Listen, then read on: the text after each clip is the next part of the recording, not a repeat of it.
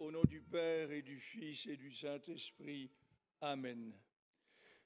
Que la grâce de l'Esprit Saint illumine nos esprits et nos cœurs. Amen. Le thème de cette journée, dimanche 23 août, est « Avec Marie et Thérèse, je suis envoyé pour devenir lumière du monde ». Jésus lui-même s'est présenté comme lumière du monde. Je suis la lumière du monde. Et dans le prologue de l'évangile de Jean, il est dit que le Verbe était la lumière qui éclaire tout homme en ce monde. La lumière brille dans les ténèbres et les ténèbres n'ont pu l'arrêter. Mais dans les évangiles synoptiques de Matthieu, Marc et Luc, nous lisons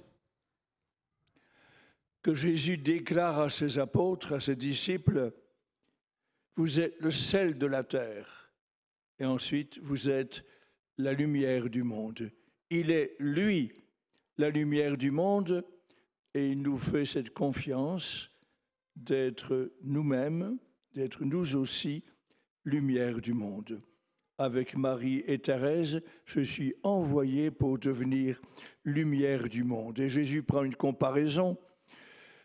Si vous allumez une lampe, vous n'allez pas la mettre sous le lit ou sous le boisseau, mais vous allez la placer sur un candélabre afin qu'elle brille devant les hommes et que ceux-ci, en voyant vos bonnes œuvres, rendent gloire à Dieu.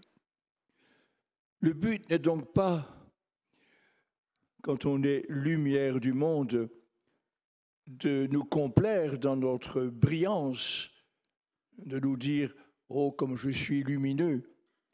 Car la lumière, il faut y réfléchir, la lumière est chaste, elle est oublieuse de soi, elle ne s'éclaire pas elle-même.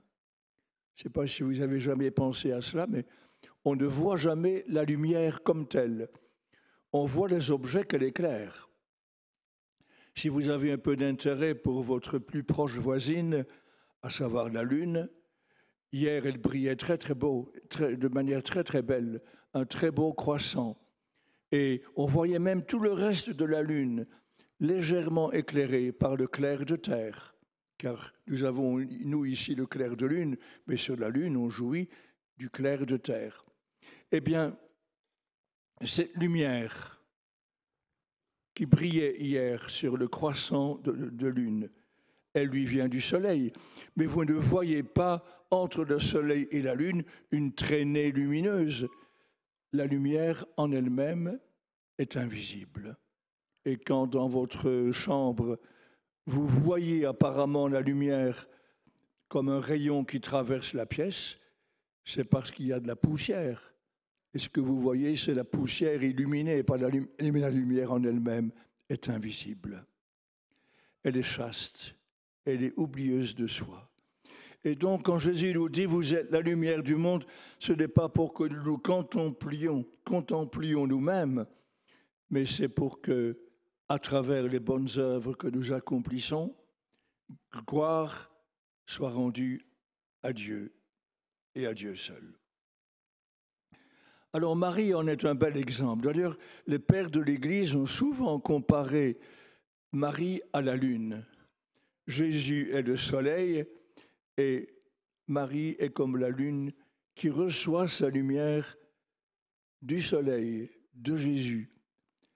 Toute la lumière qu'elle irradie vient du soleil qu'est le Christ, lumière du monde. Et Marie est une vraie lumière pour le monde. C'est la femme la plus aimée de toute l'histoire humaine. Il n'y a aucune autre femme dans l'histoire du monde aussi aimée que Marie. Elle rayonne sur des millions et des millions, je dirais même des milliards de personnes. À côté d'elle, toutes les plus grandes figures féminines font pâle figure. Cléopâtre, Marie-Thérèse d'Autriche, Marie-Antoinette, Madame de Pompadour, Marilyn Monroe, Brigitte Bardot.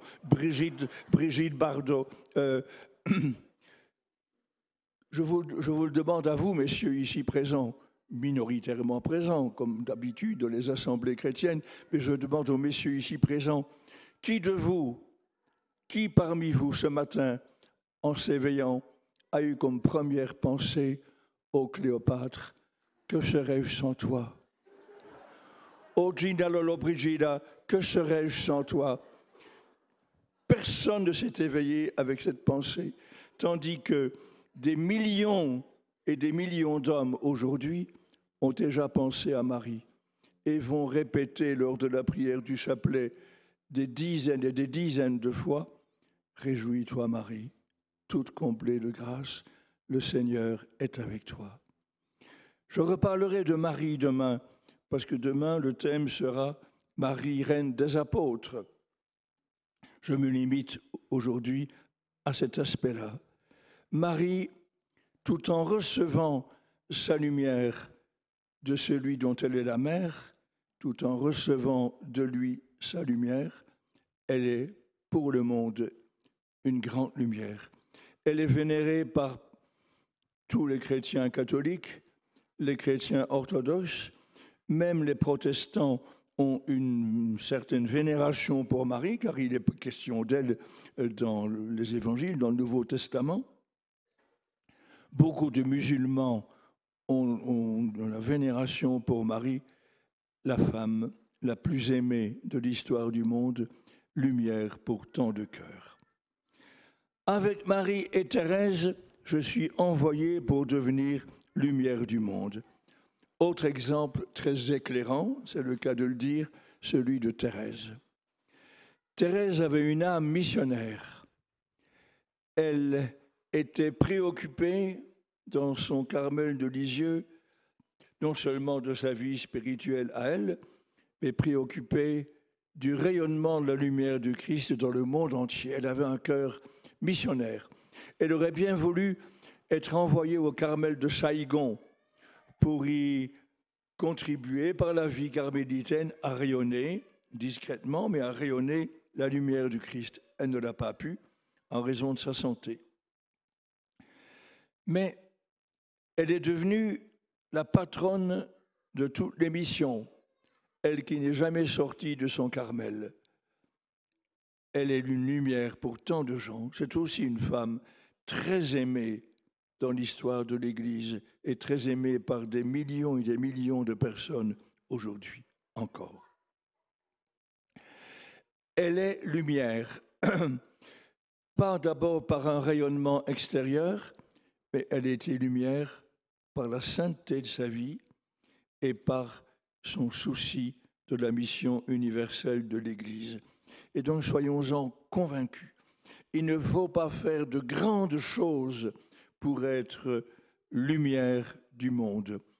Même ceux ou celles parmi vous qui mènent une vie très obscure, je pense aux personnes âgées qui sont très limitées, qui sont handicapées, qui ne peuvent plus se déplacer, qui vivent parfois dans une grande solitude, peuvent être et sont lumière pour le monde.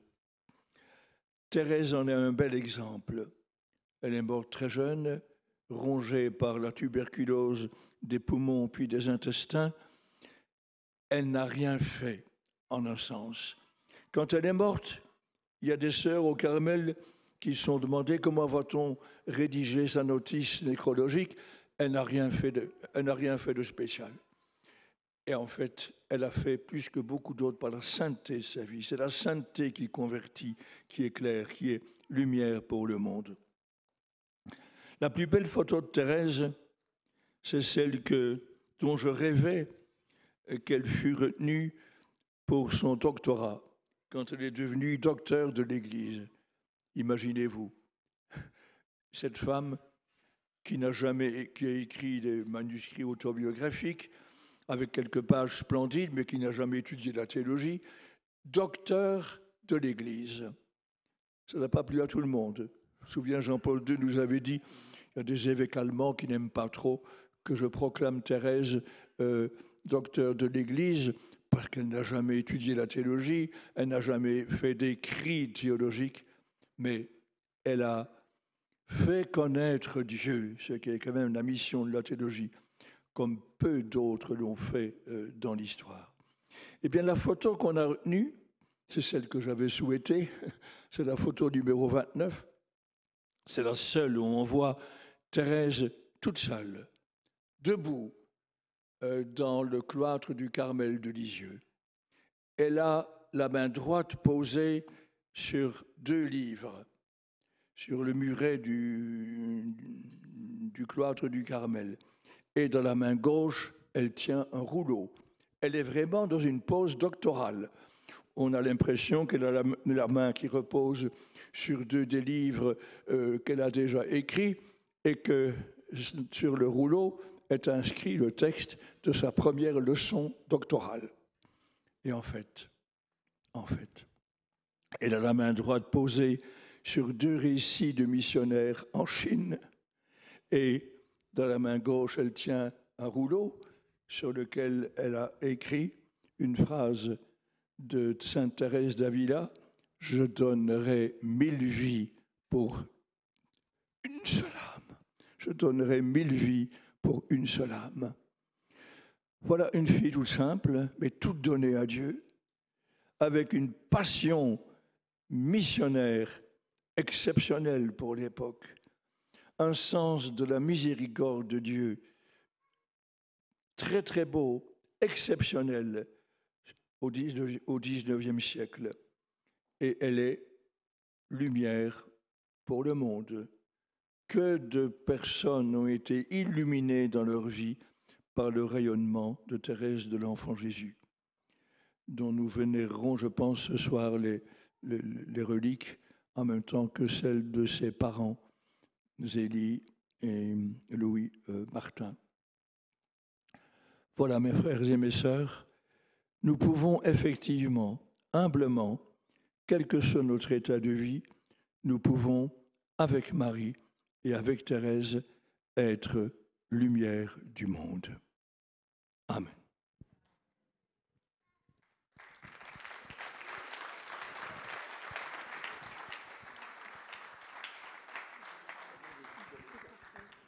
Merci, Monseigneur.